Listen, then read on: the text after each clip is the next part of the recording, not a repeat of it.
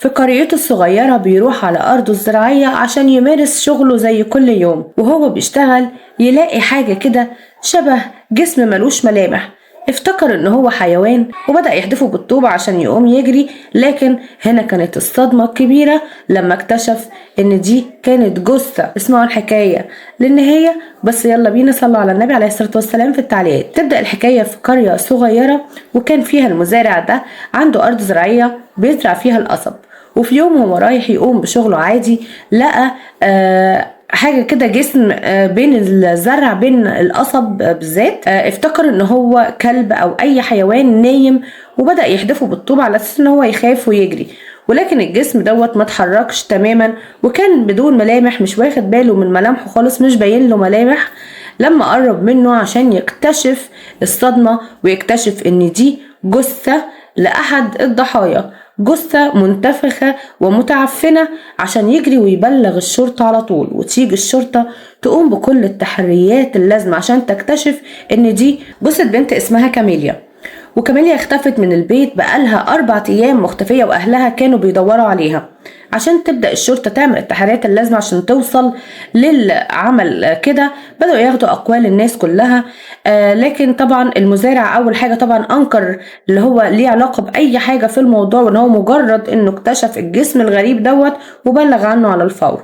وطبعا ما خدوهوش محور شبهات أو أي حاجة، وبدأوا ياخدوا استجوابات للناس التانية عشان يجي أندرو اللي عنده 15 سنة هو اللي يبقى طرف الخيط اللي يوصل للقاتل. لما يقول إن هو طبعا عنده عربية شبه التوك توك كده شوية أو حاجة زي التروسايكل كده بيوصل فيها، وكان هو قال ان من قبل الجريمة ب4 أيام يوم 24 بالتحديد من ابريل ان هو وصل كاميليا لبيت حد اسمه احمد ساكن معاهم في القرية. وتروح الشبهات طبعا ناحية احمد علشان خاطر ياخدوا اقواله، اللي هو طبعا كمان اهل الضحية انكروا او قالوا ان هو مستبعد ان هو يكون ليه علاقة بالجريمة، لان هو كان معاهم يوم الاختفاء وكان بيدور معاهم، وان هو ليهم صلة بيه من سنين طويلة، فكانوا مستبعدين ان هو يكون اصلا ليه علاقة بالموضوع. ولكن طبعا لما اخدوا اقوال احمد هنا اعترف بعد ضغط كبير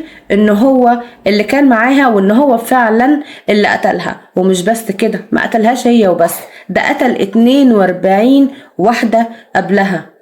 عشان نسمع منه الحكاية والأقوال بتاعته، بيقول إن هو كان طبعا أبوه وهو صغير كان أبوه كان سحار كبير بيعمل السحر الأسود والأعمال، وطبعا أبوه علمه الشغلانة دي وشربها له من صغره.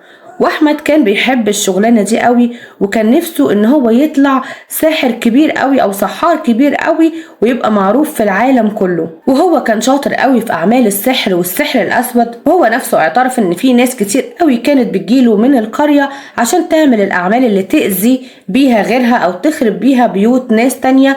ولكن الصراحة كان هو فعلا شاطر جدا في السحر الأسود بالذات، وعلشان كده كان نفسه ان هو الصيت بتاعه ده ينتشر مش في القرية ولا في البلد كلها، لا عايز العالم كله كان يعرف الموضوع ده. لحد لما يجي يوم من الأيام وهو نايم يحلم بأبوه ويقول له يسأله ويقول له يا ابويا انا عايز ابقى ساحر كبير جدا على مستوى العالم، بس حاسس ان انا ناقصني حاجة، اعمل ايه؟ وهنا ابوه يقول له في الحلم عليك ان انت تمص لعاب 72 بنت. وطبعا قام من الحلم وهو مفزوع من اللي سمعه والرقم اللي سمعه، اللي هو لو قعد سنين واستنى جثة اي حد بتموت عشان بتدفن ويروح يمص لعابها، طبعا مش هيقعد باع من الزمن، وطبعا مش هيعرف كده. لكن احمد هنا قرر انه مش هيستنى جثة بالصدفة، لا هو هيقوم هو بقتلهم وهو اللي يعمل الموضوع ده بنفسه. وبالفعل اتفق مع مراتاته ال3 وحكى لهم الحكاية بتاعة الحلم بتاع أبوه، وهنا اتفق معاهم ان هم هيقوموا باستدراج الناس اللي عايزة تعمل أعمال أو اللي عندهم مشاكل من القرية. وبالفعل قاموا باستدراج معظم الأهالي والبنات اللي عندهم مشاكل ويجيبوهم لغاية أحمد. وأحمد طبعا بطبيعة ممارسته للمهنة يبدأ يقنعهم ان هم لازم من بعض الطقوس اللي يعملوها ان هم لازم يجوا معاه في المزرعة بتاعة القصب، وان هو يدخلوا معاه في الزرع عشان يعملوا طقس شخص معين، وهنا يقنعهم ان هو هيدفن نص جسمهم اللي تحت ويفضل النص اللي فوق. دي من ضمن طقوس العمل او السحر اللي بيقوم بيه. وطبعا يبدأ يدفن نصها، وطبعا ساعتها يقوم خانقها، وبعد ما يخنقها يلف راسها اتجاه بيته زي ما ابوه او والده قال له بالظبط، ان هو يلف اتجاه الضحية اتجاه بيته ويمص لعابها. وهنا طبعا بدأ التنفيذ، ان هو بقى يموت، بقى يستدرج ويموت يستدرج ويموت عشان يحاول يكمل العدد لحد لما وصل 42. والغريب هنا ان بعد ما تم القبض عليه جه فجأة انكر كل اللي قاله، وقال ان هو عمل الكلام ده او اعترف الاعترافات دي نتيجة ضغط الشرطة عليه، وان هو كان خايف واضطر يقول اي حاجة. ولكن طبعا تحصل طبعا المعجزة من ربنا، ان طبعا لما الناس عرفت والاهالي عرفت ان هو كان سبب قتل 42 حد مختفي من القرية، قرروا ان هم يثوروا عليه ويحرقوا بيته. وبالاخص كمان ان ظهرت حاجة معلومة أكدت إن هو شخص غير سوي، إن الشرطة اتأكدت إن الثلاث زوجات اللي هو متجوزهم إن هم إخوات، ودي جريمة في حد ذاتها. تم الحكم عليه بالمؤبد، وهنا الناس صارت بقى وقامت عليه إن إزاي يبقى مؤبد، هم عايزينه ياخد إعدام. طبعا عملوا هرج ومرج وراحوا عند بيته وولعوا فيه حرقوه. واثناء الحرق او بعد الحرق وبعد ما اتطفت البنت اللي توفت اللي لقوها في المزرعة لقوا بعض الاشياء من بتاعتها اللي هي كانت شنطتها ومقتنياتها جواها، وهي عرفتها كانت متبقية من الحريق لكن كانت سليمة وباينة انها هي، وقدمته كدليل للشرطة ان هو ليه علاقة بقتلها، وان هو ليه علاقة بقتل كل اللي اتقتلوا، بدليل ان وجود شنطة بنتها عندها، اذا هو القاتل. وتم ساعتها الحكم عليه او تعديل الحكم بالاعدام رميا بالرصاص.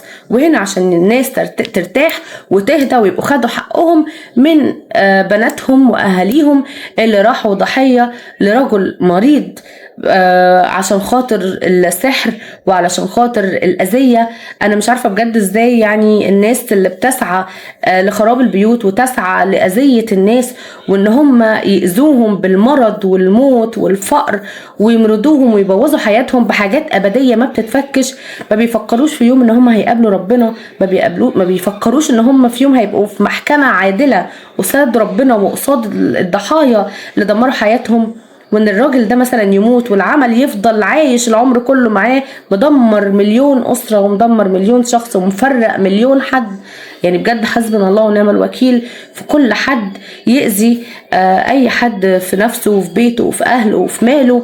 يا رب إن شاء الله يجعل كيدهم في نحورهم، وربنا طبعا هو المنتقم الجبار. ولو عجبتكم الحكاية ما تنسوش ان انتوا تعملوا لايك ومتابعة وشير، وتخشوا تتابعوني على اليوتيوب على صفحة ورا كل باب حكاية، وتستنوني كل يوم في حكاية جديدة، حلقة جديدة او مشكلة جديدة من حكايات من القلب. دمتم في حفظ الله. مي علي.